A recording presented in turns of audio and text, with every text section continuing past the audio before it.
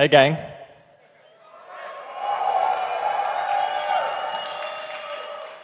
So I'm not in a prison cell anymore. Yep. I'm standing on this stage right here in front of you.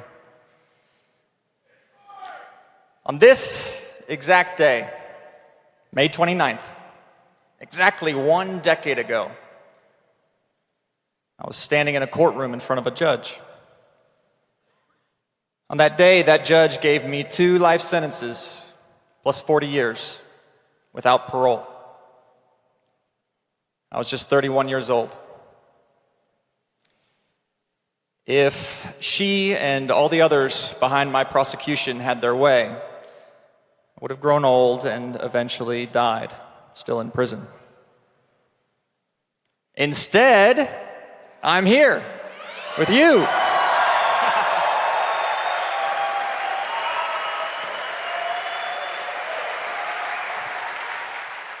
Just a few months ago, I was trapped behind those prison walls and didn't know if I would ever get out. And now I'm free.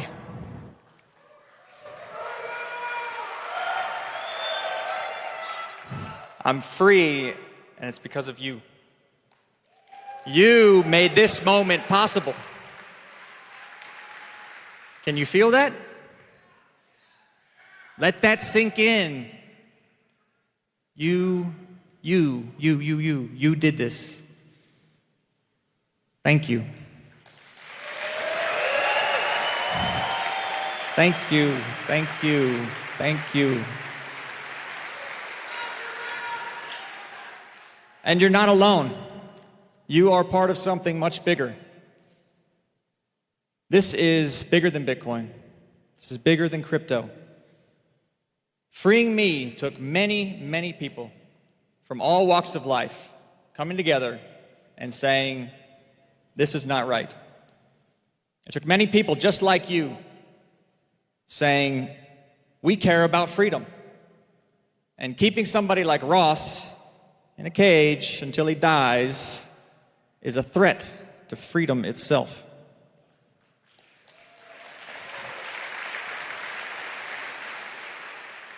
It took President Trump recognizing that an injustice had been done and that so many of you demanded that I be freed. I am so thankful that we elected him and that he is who he is.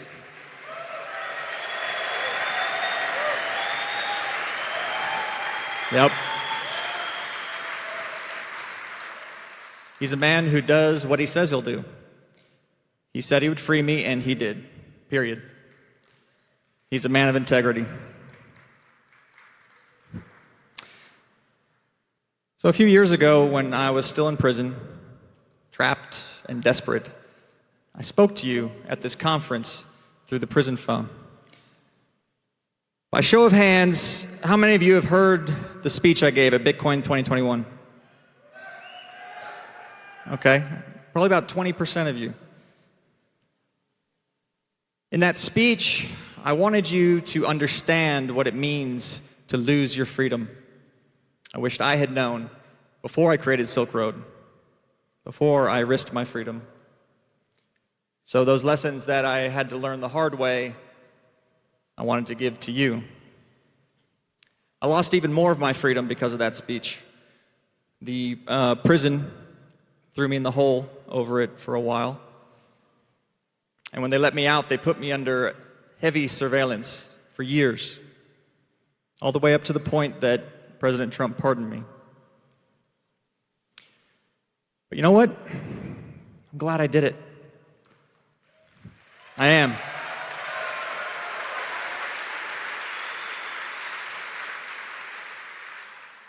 Connecting with you that day felt so good, because it was like a small part of me had broken beyond the prison walls and escaped, if only for a little while. So today is the mirror image of that day. Today, I want you to understand what it means to win your freedom. Winning your freedom. Winning your freedom feels as amazing as losing it feels awful. And I want you to understand that. I want you to understand that because when it comes to freedom, we're not there yet. There is still more freedom to be won. Yeah, there's still more work to be done. And I'm talking about freedom beyond what anyone, anywhere, has ever had. It's going to be incredible. And it's going to be worth fighting for. I wish you could know what it felt like to take those first steps out of that prison and into freedom. I truly wish you could be overwhelmed by such a huge wave of freedom all at once. In that moment, feeling that, I knew all the years of effort, all the pain, all the struggle, it was worth it. And here's my point. Freedom is worth the struggle.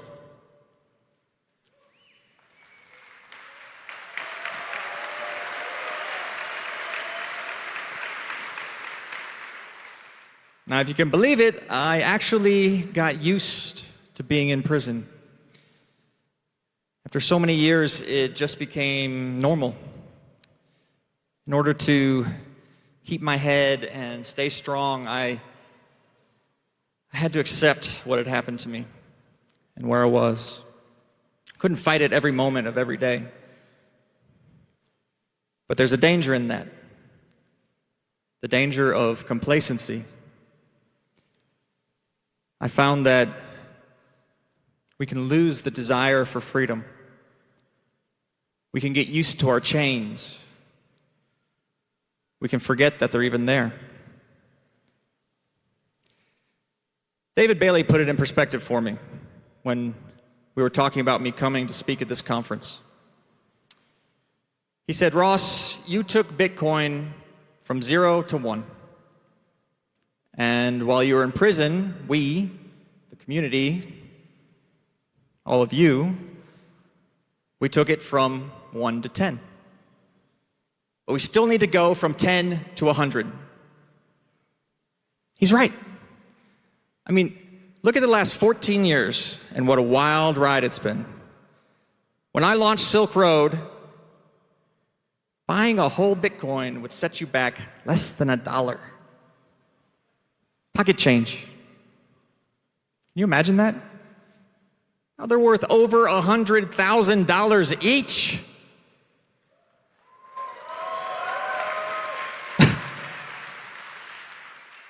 Back then, there was just one exchange you could buy them on, unless you wanted to scour message boards or go to local meetups. Now it seems like every app I download has a built-in wallet with one-click buying options. There are dozens of new cryptocurrencies and blockchains, each one fascinating in its own right, and thousands more I'll never have time to learn about.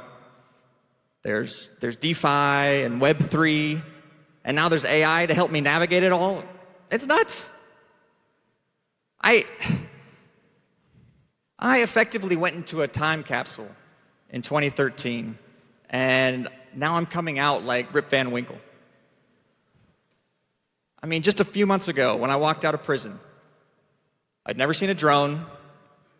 I had never experienced AI. I still haven't. Sorry, VR.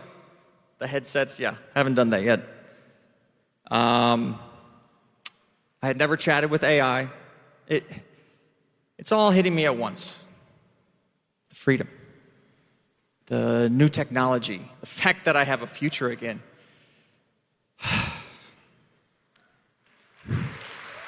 It's a lot. It's a lot. I mean, I was in prison, and now I get to live through this incredible time with all of you. What a blessing. What a miracle. What a gift. So, when it comes to new tech, I feel like I'm way behind the curve. But I'm starting to suspect that maybe we're all feeling that way, at least a little bit. I mean, everything's moving so fast right now, and it's kind of thrilling to imagine where it's all going. But that question remains. How do we take the next leap? How do we go from 10 to 100? Because of the speed, because of the chaos, it's more important than ever to stay true to our principles. It's easy to lose sight of principle when everything's happening all at once and there's 1,000 things pulling your attention in every direction. Principles should be simple and few. And today I'd like to mention 3. Freedom, decentralization, unity. Remember, yeah, you got it. So remember those 3: freedom, decentralization, unity. Let me take you back to before I created Silk Road, back in 2010. I wanted to have some magic mushrooms on hand to sell through the site, so it wouldn't be totally empty when I launched it. But I didn't want to get them from a friend of a friend or whatever because I didn't want to get caught. Look how well that turned out. So instead, I rented a cabin outside of town where I could grow my own. But when I showed up at the cabin, I found that there were 7 wasp nests tucked in all the corners of the front porch, with one big one hanging right over the front door. There were wasps everywhere. They were swarming in the air and crawling all over the nests. The cabin was totally uninhabitable, and the wasp infestation needed to be taken care of. But I didn't want to call an exterminator or involve my landlord, for obvious reasons. So I was on my own. But I remembered a trick that my father had shown me when I was a kid for removing wasps. What he did was he got a towel and spread it out in his hands, and he got as close as he could to the wasp nest. And then at the last moment, he darted out, wrapped it up, and cinched the towel closed. The wasps couldn't sting him through the towel, and they couldn't get out. So incredibly, it worked. So there I was, on the wasp-infested porch. My heart was pounding as I prepared to do what I'd seen my dad do. Like many things I've done in my life, I wouldn't try this one at home. So I selected the nest that was furthest from the others because I didn't know if the other nests would come to their aid and sting me. I spread out the towel, got as close as I could, ready to flee if I had to. But when I wrapped up the nest, nothing happened. It was as if the other wasps didn't even notice. So I was able to go around the porch and carefully remove each wasp nest one by one until there were no more wasps, not even the big nest over the front door. So, why did I tell you this story? Let's look at what made the wasps strong and what made them weak. And remember, freedom, decentralization, unity. The wasps were strong because they were free. Each wasp could act independently, and it was impossible to keep track of so many individual wasps. A sting could come from any direction. Freedom is our strength as well. In prison, My every move was monitored and controlled. I was constantly dominated by the system I was trapped in. I had no freedom, and that made me weak. But with freedom, we have choices. And with choices, we become unpredictable, just like the wasps. Choice is the essence of freedom. Any one of us could create the next piece of liberating technology that empowers the people of the world. And compared to the constraints I lived under in prison, there's very little standing in our way. Bitcoin doesn't work without freedom. Bitcoin's power comes from the fact that any one of us can mine if we choose to. Any one of us can generate addresses if we choose to. Any one of us can send bitcoins to anyone else. We are all on equal footing with Bitcoin. With Bitcoin, we are all free.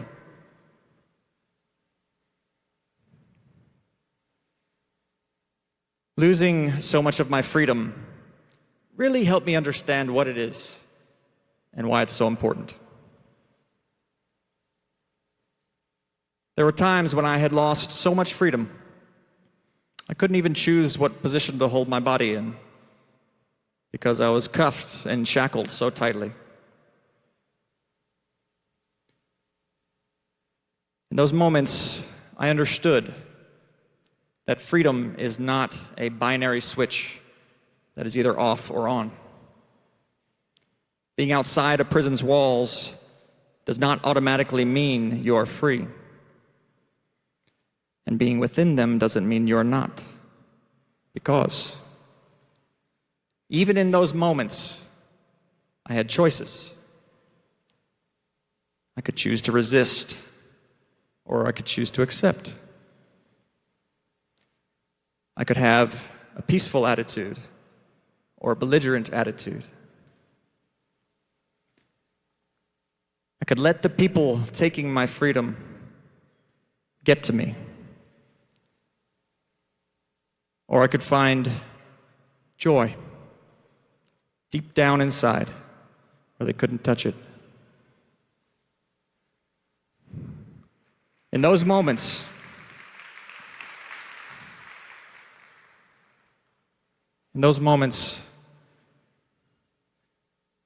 finding joy in just being alive, that was my victory. That was how I kept the torch of freedom burning.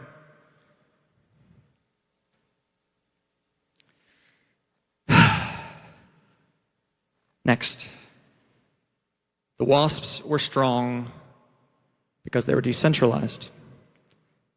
7 nests were harder to handle than just one. Had they all been in one big nest, I would have simply removed that nest without worrying about the other wasps coming to sting me. Decentralization is our strength as well. We can argue all day about how things can be more decentralized, and those are good arguments to have. But as a principle, decentralization is the goal that we strive for. Bitcoin's strength is in decentralization. Bitcoin lives on the internet, which is itself decentralized. Anyone can run the Bitcoin protocol and connect online. There are people from every corner of the globe, people we will never meet, validating and mining the blocks that make up the blockchain. There are scores of wallets and exchanges spread out all over the world. And because Bitcoin is decentralized this way, nothing can stop it. Nothing. It's true. And if that wasn't enough, there are countless forks and blockchains all riffing off of Satoshi's original design. And this too is a form of decentralization. So long as we are free to choose We want as many of these experiments going on as possible. The strong will survive, and the system as the whole will become more robust and able to adapt.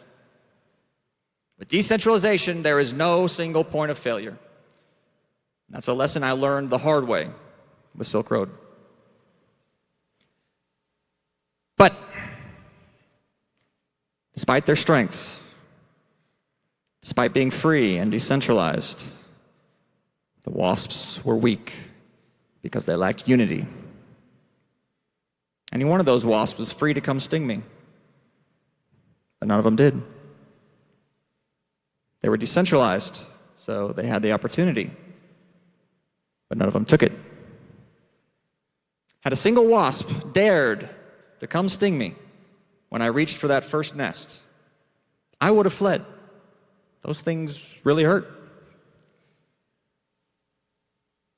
But they didn't. Thank God you are not WASPs. When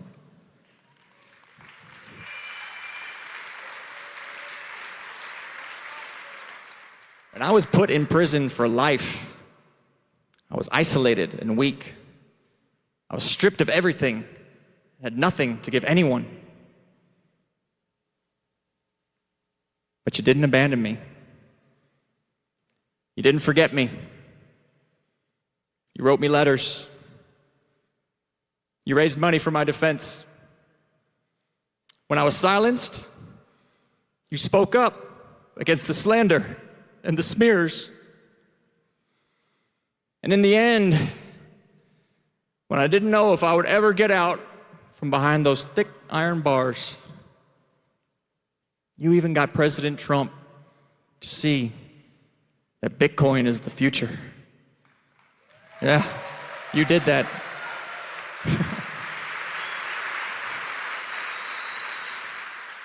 You got him to see that decentralization and freedom are our future. You said, Ross is one of us. You stayed united.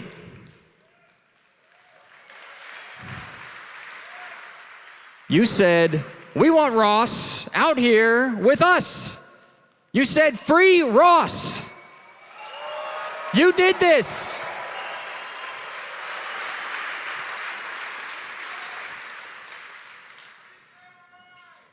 There were days when I thought I would die in that awful cage.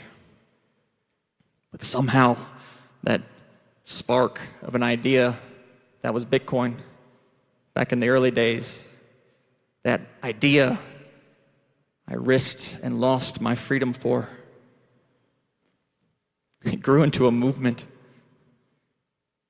so powerful that more than a decade later, it came back around and freed me.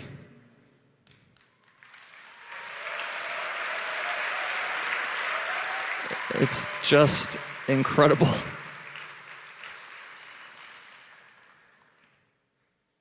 Now, in prison, sadly, the prisoners tend to divide themselves into factions. Resources are scarce, and isolated individuals can be preyed upon, so groups tend to dominate, and there are conflicts between the groups. Unity among the prisoners is lost. It's a very difficult environment to navigate, and I didn't understand it at first, but the guards, the wardens, the prison administration, they actually like it that way. They like and encourage the division. Now, why would that be? You've heard the saying, divide and conquer, right? Well, there's a corollary to it which says divide and rule. Prisoners have already been conquered, so it's the job of the prison to rule them. And it's easier to rule when your subjects are fighting each other than when they're fighting you. The only times I saw the wardens show respect to the prisoners was when we were united. When we all wrote letters with a unified message, they showed up and listened. When we all went on hunger strike together, they showed up and listened. Unified, we stopped being treated like objects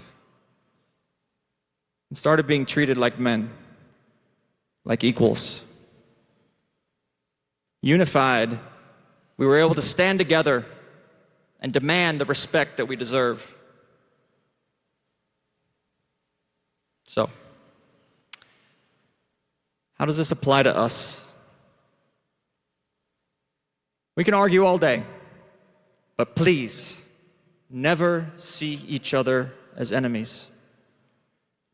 Those that oppose decentralization and freedom love it when we're divided. I promise you. So stay united. So long as we can agree that we deserve freedom and that decentralization is how we secure it, then we can be united. We can have each other's backs, just like you had mine.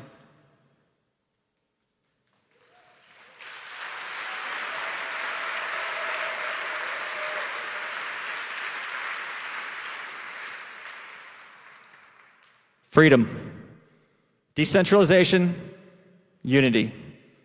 Stay true to these principles, and the future is ours. Thank you.